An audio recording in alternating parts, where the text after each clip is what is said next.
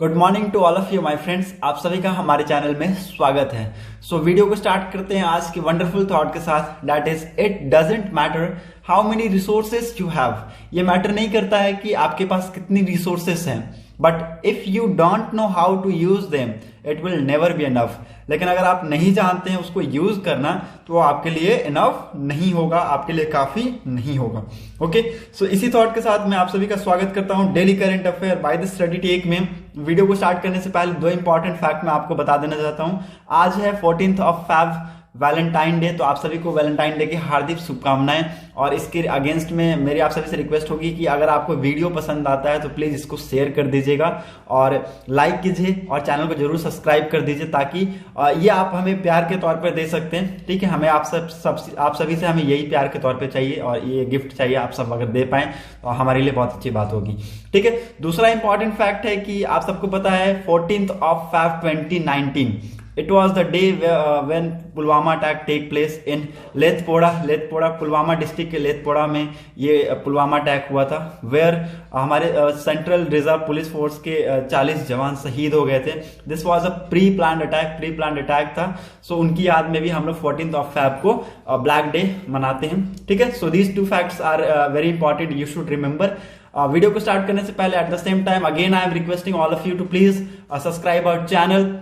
If you like our video please do like. अगर आपको video पसंद आती है तो प्लीज वीडियो को लाइक कीजिए, शेयर कीजिए और चैनल को जरूर सब्सक्राइब कर दीजिएगा, ताकि आपको हमारी वीडियो की अपडेट मिलती रहे। वीडियो को स्टार्ट करते हैं एक बहुत ही इंपॉर्टेंट क्वेश्चन के साथ, that is Belarus is bordered by which sea. किस सी से बॉर्डर्ड है बेलारूस? ऑप्शन ये आपके सामने है, बाल्टिक सी, दूसरा नॉर्थ सी, तीसरा ब्लैक सी एंड चौथा नो सी बॉर्डर, मतलब इसका कोई भी बॉर्डर नहीं है सी से। ठीक है, so these are the option. आप कमेंट में कीजिए आंसर। ठीक है, मैं आपको बताऊंगा वीडियो के एंड में। ओके, सो चलिए इंपॉर्टेंट न्यूज की तरफ मूव करते हैं। आज की बहुत ही इंपॉर्टेंट न्यूज आई है, ये very very and very important news है, that is NABARD launch Jiva programme to promote natural farming. Natural farming को प्रमोट करते हुए नाबार्ड ने लॉन्च किया है क्या? जीवा प्रोग्राम को। नाबार्ड की फुल फॉर्म आप लोग लिख लीजिए, national bank for agriculture and rural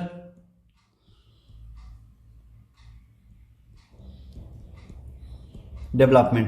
national bank for rural development, इसकी हेडक्वार्टर कहाँ है? मुंबई में इसकी हेडक्वार्टर है। मुंबई में इसकी हेडक्वार्टर है। ये कब फॉर्म्ड हुआ था? 12 जुलाई 1982 में ये फॉर्म्ड हुआ था। नाबार्ड के बारे में आपको कुछ इंपॉर्टेंट पॉइंट बता दे रहा हूं, उसके बाद मैं आपको इसके रिगार्डिंग न्यूज बताऊंगा। ठीक है, बहुत इंपॉर्टेंट है ये नाबार्ड, लिख लीजिए। इट वाज पहली बात तो इसकी फुल फॉर्म क्या है? National bank for agriculture and rural development. Its headquarter is located in Mumbai, India. India के मुंबई में इसकी हेडक्वार्टर लोकेटेड है। ये फॉर्म कब हुआ था?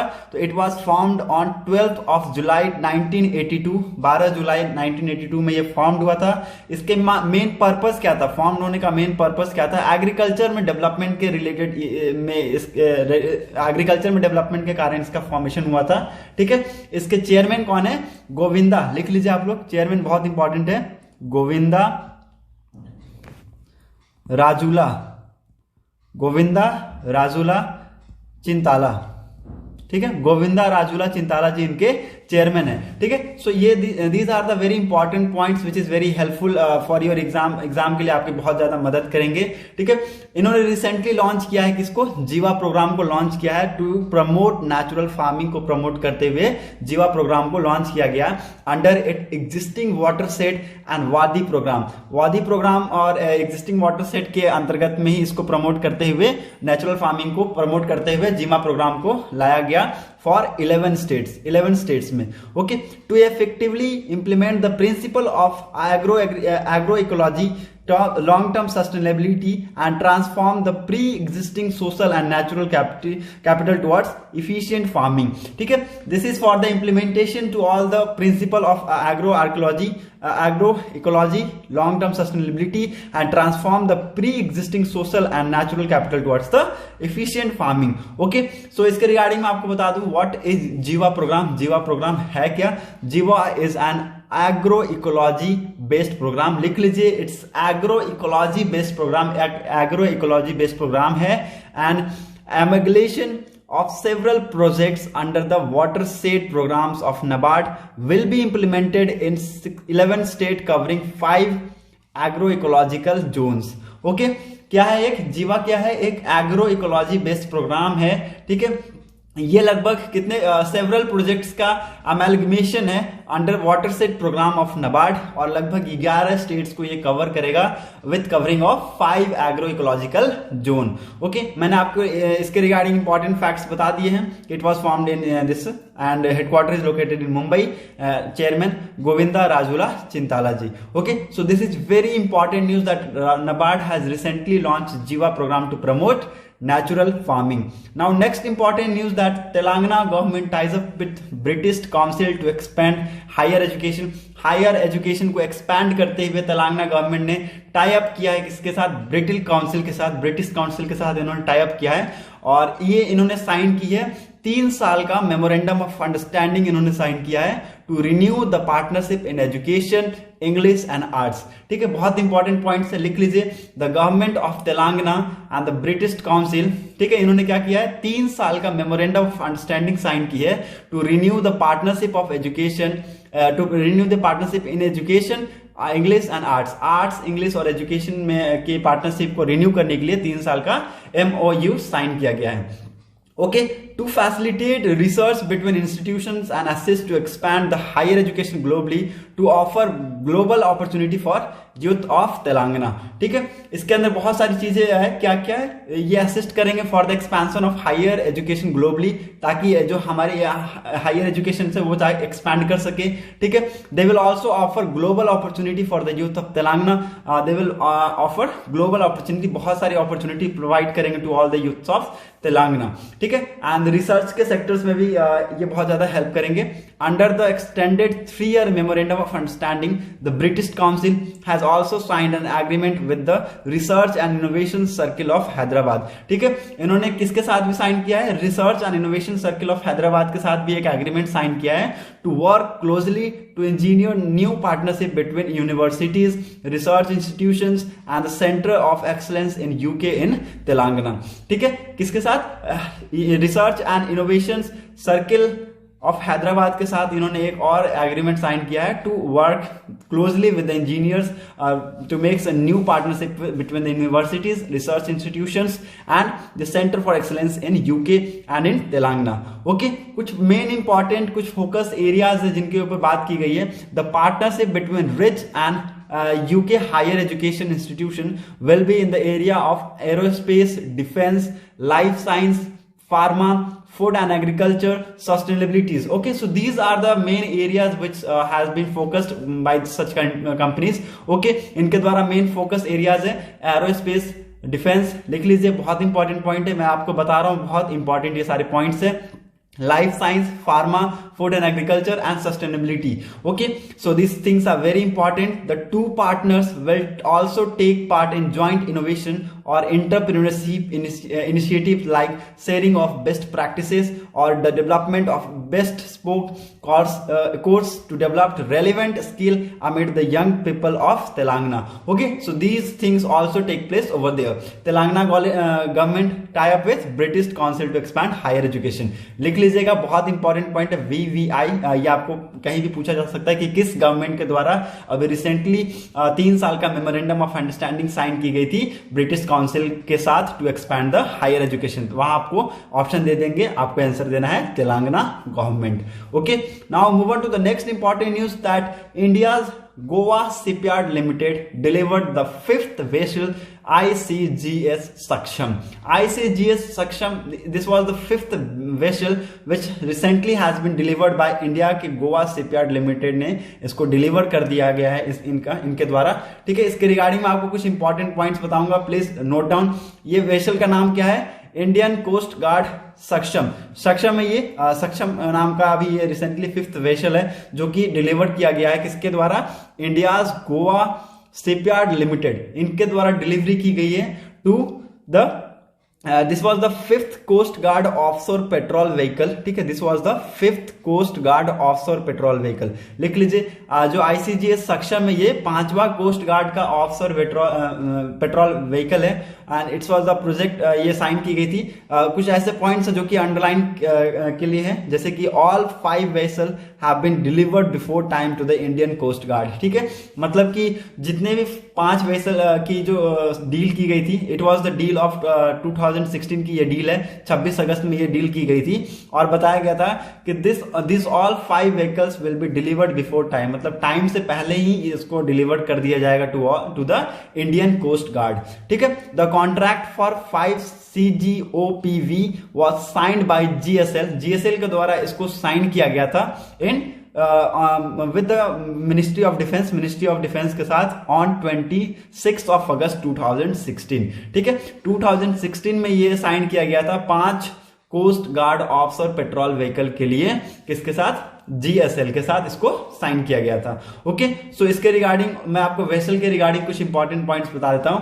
All the 5 CGOPVC will be the most advance patrol vessel in the service with the coast guard, ठीक है। ये बहुत ही एडवांस फीचर के साथ इसको लेकर आया गया है, ठीक है। इसका जो डिजाइन है बहुत ज्यादा फुल्ली डिजाइंड है, ठीक है, फुल्ली इफिशियंसी है, क्रू कंफर्ट्स है, enhance the sea keeping qualities, ठीक है। कुछ इसके अंदर बहुत ही अच्छे क्वालिटीज टेक्नोलॉजीज को इंक्लूड किया गया है, जैसे कि फ्यूल एफिशिएंसी के साथ है, क्रू कंफर्ट के लिए एनहांस सी पिकिंग क्वालिटीज इसके अंदर इंक्लूड की गई है, ठीक है। With computerise control system there are most advance patrol vessel in service with the coast guard, ठीक है। इसके अंदर जो कंट्रोल सिस्टम है उसको भी कंप्यूटराइज करके लाया गया है, ठीक है। This will be the most advance patrol vessel in the service with coast guard, ठीक है। सो इट्स वेरी इंपॉर्टेंट कि आपको पता होना चाहिए, इंडियाज गोवा शिपयार्ड लिमिटेड ने डिलीवर किया है 5वां वेसल ICGS सक्षम को। Okay, so this is again very important news.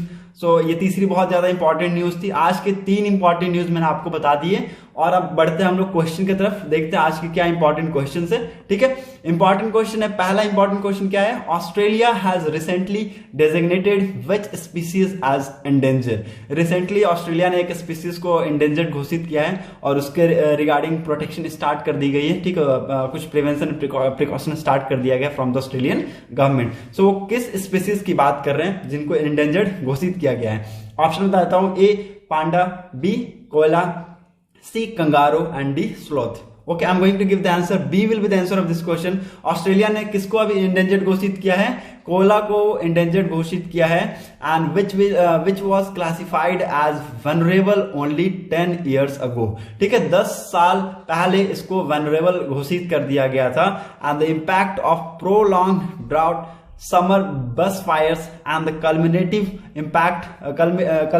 impacts of disease, urbanizations and habitats lost over the last 20 years have led to the decision। इस डिसीजन के पीछे बहुत सारे रीजन पुट किए गए, that is it's will be the urbanisations, habitat का loss होने देखने को मिल रहा है, समर में बस फायर्स हो रहे हैं, ठीक है। So from now onwards koalas will be provided with a greater protection under Australia's national environment law, ठीक है। ऑस्ट्रेलिया में एक बहुत इंपॉर्टेंट ये लॉ है, that is Australia national environment law. इस लॉ के अंतर्गत ऑस्ट्रेलियन गवर्नमेंट कोलास को बहुत ज्यादा प्रोटेक्ट करने की बात कर रहे हैं। Okay, so this is very important कि Australia has recently designated which species as endangered. B will be the answer of this question, that is Kola. Okay, now let's move on to the next important question, that is which country is host the one summit which was seen in the news recently? किस country ने अभी recently one summit को host किया है? Okay, आपको मैं इसका option बता देता हूं, ठीक है, लिख लीजिए इसका ऑप्शन। ऑप्शन क्या है? A USA, B France, C Russia and D China. Okay, इस कंट्री को रिसेंटली अभी होस्ट किया गया है, किसके द्वारा? रशिया के द्वारा। ओके, रशिया के द्वारा इसको रिसेंटली होस्ट किया गया है। So this summit was this summit was recently hosted by it was hosted by be France के द्वारा इसको रिसेंटली होस्ट किया गया है। One summit, one ocean summit अभी रिसेंटली किसके द्वारा ऑर्गेनाइज किया गया था? फ्रांस के द्वारा ऑर्गेनाइज किया गया था in cooperation with US and the World Bank. ठीक है, किसके साथ कोऑपरेशन में? यूएस के साथ कोऑपरेशन में, और वर्ल्ड बैंक इसके साथ साथ ये भी कुछ हाथ बटाने आ गए थे। ठीक है, सो इनके कोऑपरेशन के साथ ये वन ओशियन समिट को ऑर्गेनाइज कराया गया। India supported the French initiative of high ambition कोalition on biodiversity beyond national jurisdiction. ठीक है, इंडिया ने रिसेंटली अभी फ्रेंच के इनिशिएटिव्स को, फ्रेंच का एक बहुत ही बड़ा इनिशिएटिव है that is high ambition कोalition on diversity beyond natural jurisdiction, तो इसको सपोर्ट में इंडिया भी आए हैं। ठीक है, recently prime minister Narendra Modi attended the conference and said that India is committed to eliminating single use plastic. ठीक है, इंडिया रिसेंटली कमिट किया है कि वो सिंगल यूज प्लास्टिक को एलिमिनेट करने की कोशिश करेंगे। ठीक है, वो और एक्चुअली कोशिश कर रहे हैं। ठीक है, इंडिया में आप सबको पता है कि रिसेंटली प्लास्टिक बैन हो चुके हैं। ठीक है, प्लास्टिक यूज के ऊपर बहुत ज्यादा फोकस किया जा रहा है कि प्लास्टिक यूज कंट्री में ना हो। ठीक है, सो ये हम उसके तरफ बढ़ रहे हैं। ठीक है, स्वच्छता अभियान की तरफ ही हम अपनी कंट्री को भी लेकर जा रहे हैं। Okay, so this summit was organised by hosted by France. D will be the answer of this question. चलिए हम आपको पहला क्वेश्चन की तरफ ले चलते हैं। जब मैं आपसे पूछा था कि Belarus is bordered by which sea, so D will be the answer of this question, that is no sea border. कोई भी सी से नहीं सराउंड करता है बेलारूस। ठीक है, because it is a land locked country. ये ईस्टर्न यूरोप का लैंड लॉक्ड कंट्री है। इसके जो बॉर्डर्स है आप लिख लीजिए कौन कौन है। रशिया है, ईस्ट एंड नॉर्थ ईस्ट में रशिया है। साउथ में कौन है? यूक्रेन है। पोलैंड वेस्ट में है। लिथुआनिया एंड लातविया कहां पर है? नॉर्थ वेस्ट में। ठीक है, so these are the country which is surrounded by Belarus. Belarus के द्वारा अगल बगल में ये सारी कंट्रीज हैं, Russia, Ukraine, Poland and Lithuania and Latvia. ठीक है, so these are the country which is very important. आपको पता होना चाहिए कि कौन सी कंट्री से सराउंडेड है Belarus. Okay, so that's it for today's video analysis. अगर आपको हमारी वीडियो एनालिसिस अच्छी लगी हो तो प्लीज वीडियो को जरूर शेयर कीजिएगा। Thanks for watching a video. Thank you and have a nice day.